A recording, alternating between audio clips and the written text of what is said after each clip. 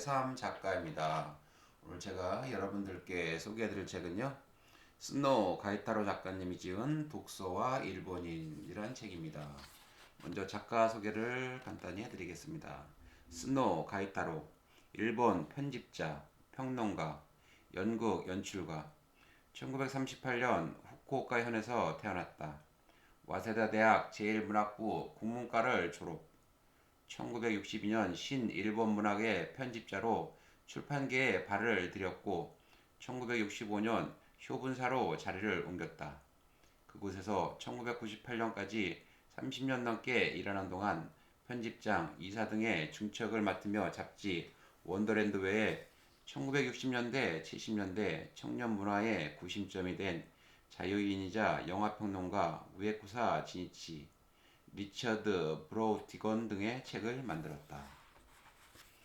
그러면 먼저 들어가는 말을 보겠습니다.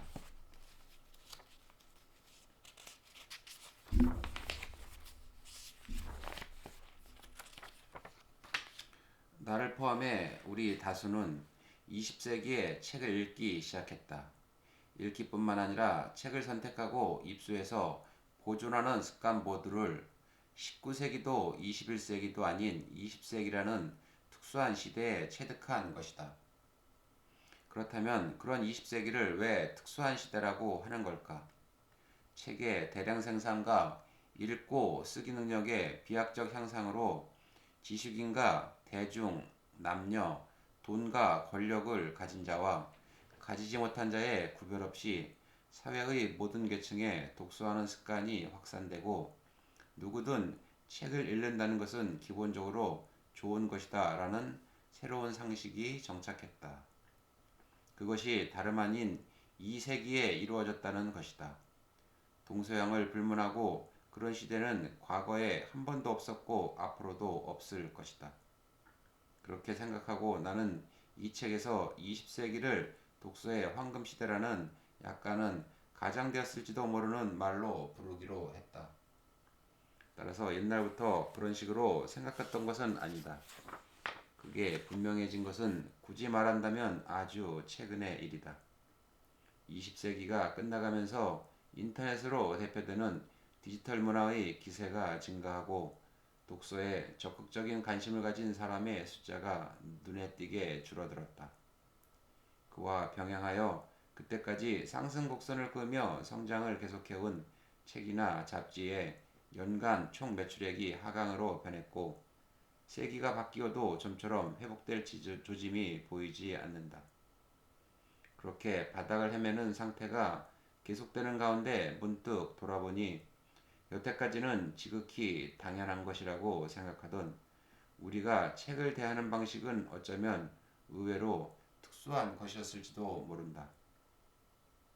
그리고 정작 그렇게 생각해보니 나를 포함한 20세기 독서인이 책을 대하는 방식에는 조금은 이상한 데가 있는 것 같기도 하다. 이상한 데, 즉 버릇이다. 다르게 말하면 왜곡, 그리고 이러한 자각이 생겨나니 자신의 체험을 보편적인 잣대로 삼아 요즘 젊은 사람은 책을 조금도 읽지 않는다라고 순진하게 탄식하기도 어쩐지 어렵게 되어버렸다. 네, 목차를 읽어드리겠습니다. 독서의 시작, 난세 일본의 르네상스, 인쇄혁명가 데라코야, 새로운 시대로, 20세기 독서의 시작, 우리의 독서법, 전쟁의 참화를 딛고 새 출발, 활자에서 멀어지다, 종이책과 전자책. 그럼 본문으로 들어가 보겠습니다. 인쇄혁명가 데라코야, 프로이스와 길이 시탄판.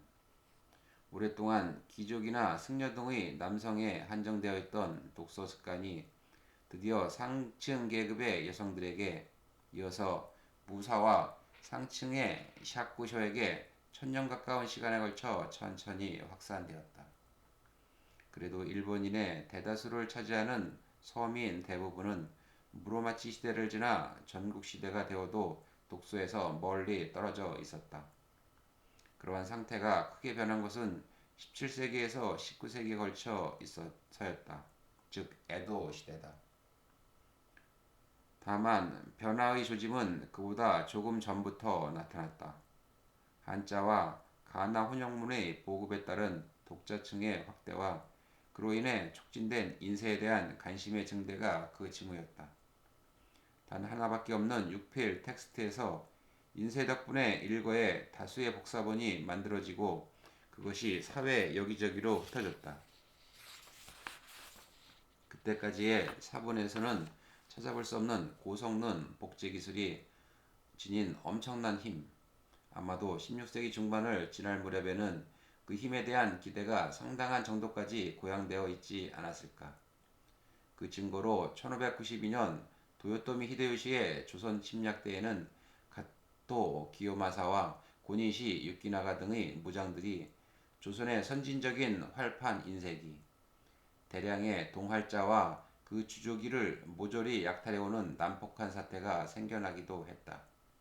그리고 기묘하게도 이와 같은 시기인 1590년에 예수의 선교사들이 구텐베르크식의 활판 인쇄기와 활자 주조기를 나가사키 고토열도의 거점으로 가지고 돌아와 주로 히라가나와 소수의 한자로 기리시탄 판으로 알려진 활판본을 간행하기 시작했다.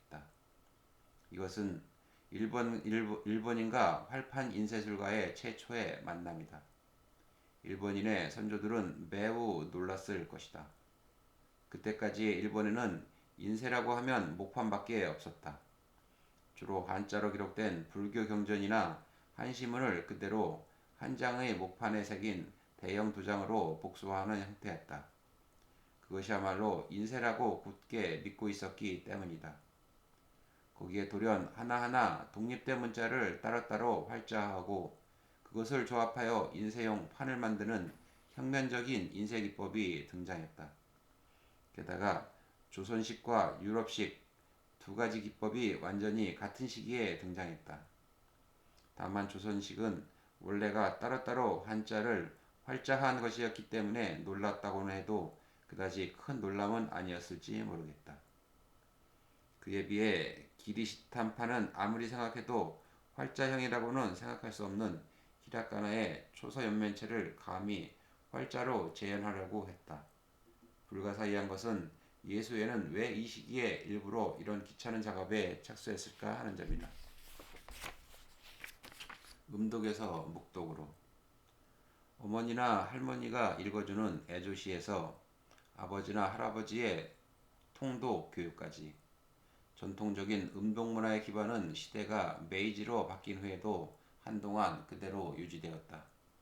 그렇다면 이 과도기는 사실상 언제 끝났던 것인가?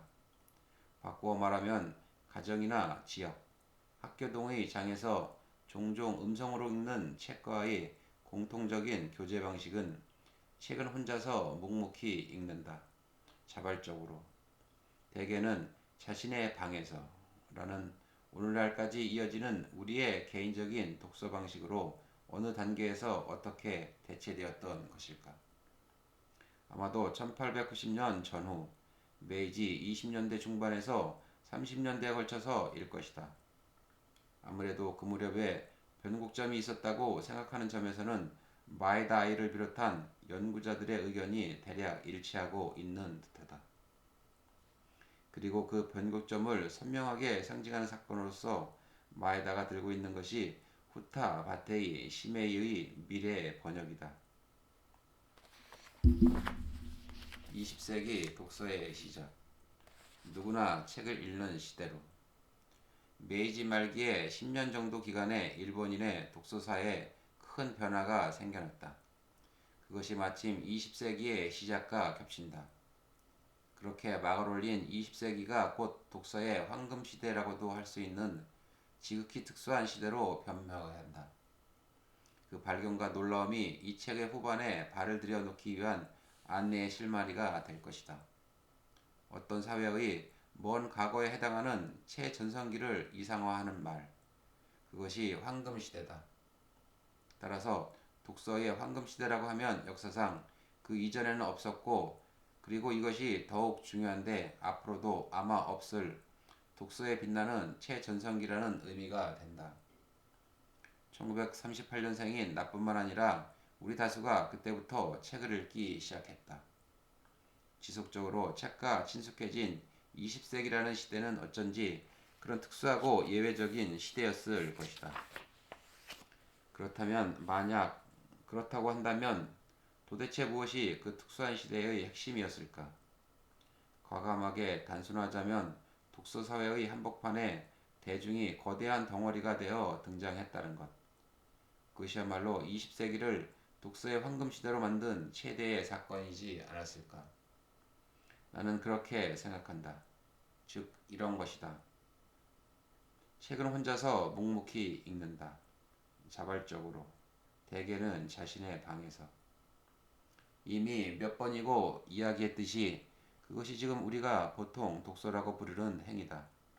그래서 여기까지는 그러한 행위로서의 독서가 언제 일본에서 시작되었고 어떻게 확대되었는가를 중심으로 써왔다. 그러나 이야기가 근현대에 이르면 책을 읽는 우리 안에 어느새인가 또 하나 다른 의식이 생겨났다는 것을 깨닫게 된다.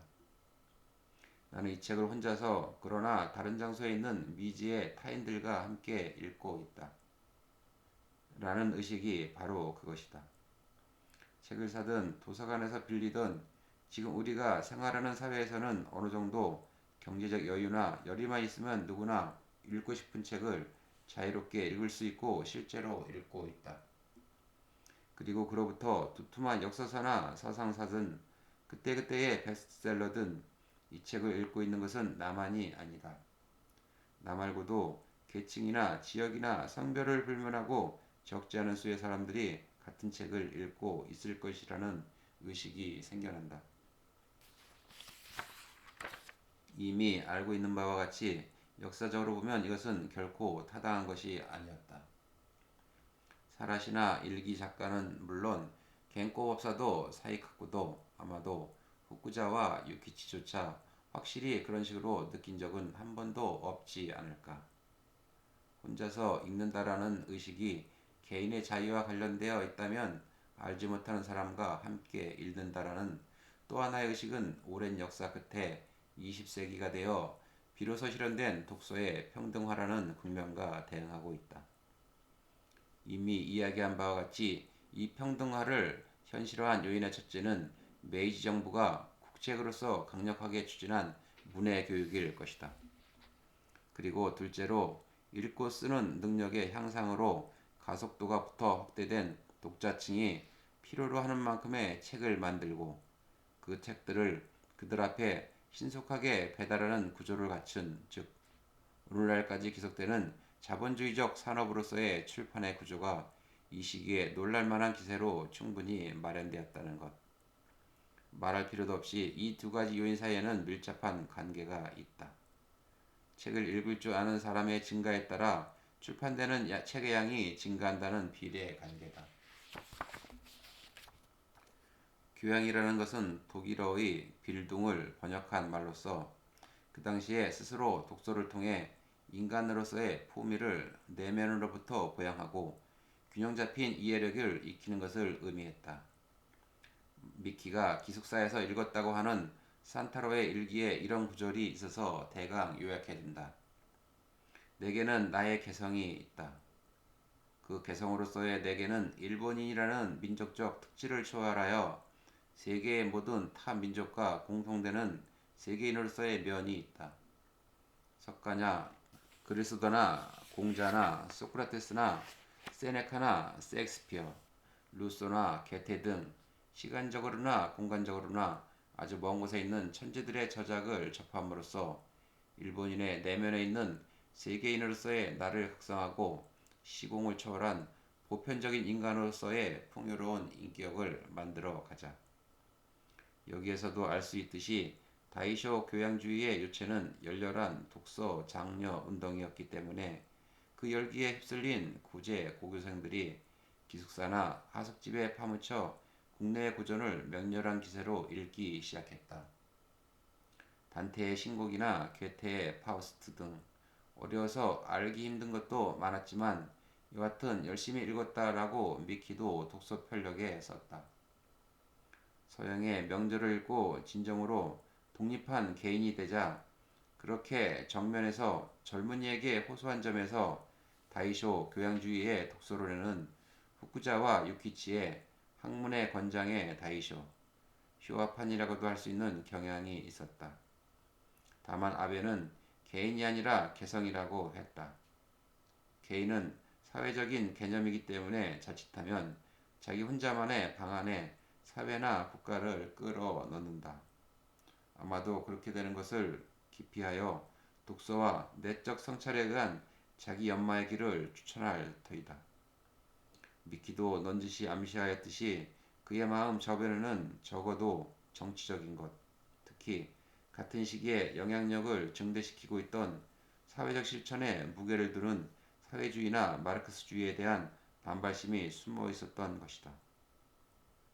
다만 이러한 사상이나 정신명과는 별도로 지금 다시 독서와 일본인이라는 관점에서 중학생 시절 석유램프와 촛불의 오슴푸레한 빛 아래서 독서를 시작한 시골 소년이 불과 수년 후에는 상경을 해 눈부신 백열전구 아래서 책을 읽게 되었다. 그 독서 환경에 생겨난 이른바 물질 면에서의 변화가 너무도 빨랐다. 도쿄, 나고야, 오사카 등 대도시권의 전기 보급은 20세기 초에 이미 시작되었다. 다만 중심이 된 것은 여전히 석유 램프였고 도쿄의 경우에는 1920년경 관동 대지진 직전이 되어서야 겨우 시내 저녁에 집집마다 전등이 켜진다. 물론 그때까지도 고등학교와 같은 공적인 장소의 전기 보급은 나름대로 진척되어 있었다. 다만 사용시간에 제한이 없었기 때문에 미끼처럼 촛불에 의존할 수밖에 없었다. 그리고 이 전등의 보급과 관련하여 같은 시기에 대도시권에서도 주목할 만한 하나의 변화가 나타났다. 특수한 계층이 아닌 보통 사람들의 집에 서재가 출현한 것이다. 전철에서 책을 읽는 사람들, 문해율의 눈부신 향상, 그에 따라 독서에 대한 욕구가 계층의 벽을 넘어 확산되고 그것을 대량 생산, 대량 선전, 대량 판매 기술과 유통의 구조가 부채질하고 또한 뒷받침한다. 그리하여 독서의 황금 시대로서 20세기의 기본 구조가 만들어지고 일본인의 대다수가 일상적으로 책과 친숙해지게 되었다. 그리고 어느덧 그로부터 우리에게 특유한 책과의 교제 방식, 내 표현으로는 20세기 독서가 되는데 그 새로운 버릇이라고도 할 수 있는 것이 생겨난다. 예를 들면 찬의 독서. 지금이야 대폭적으로 줄었지만 이전에는 전철 안에서 남녀노소 불문하고 많은 사람이 책이나 잡지를 읽었다. 이 집단적인 습관은 한 번 더 나가민의 시게토시의 연구를 빌려 이야기하면 아무래도 대지진 후 10년 정도 사이에 도쿄와 관서의 대도시권에서 처음으로 생겨난 듯했다. 그리고 선로를 따라 새로운 주택지가 조성되고 거기에 전술한 고학력 셀러리맨이 이사온다. 이 사람들을 중심으로 하는 신주민의 급증으로 1919년에는 도쿄 총 승객수의 20%에 지나지 않던 교외 노선의 승객이 1928년에는 50%까지 늘어났다. 그리하여 그들은 종래보다 훨씬 더 먼 거리를 긴 통근 시간으로 이동해야 했고 그것이 필연적으로 통근 독서의 발달로 이어졌을 것이다. 이런 내용을 나가미네는 2001년에 출간한 모던 도시의 독서 공간이라는 책에서 논하고 있다. 다만 소형의 가벼운 문고판이라면 몰라도 작은 활자로 소설이나 평론을 빽빽히 적어놓은 두꺼운 엠본을 통근 전철에서 읽는 것은 상당히 불편하다.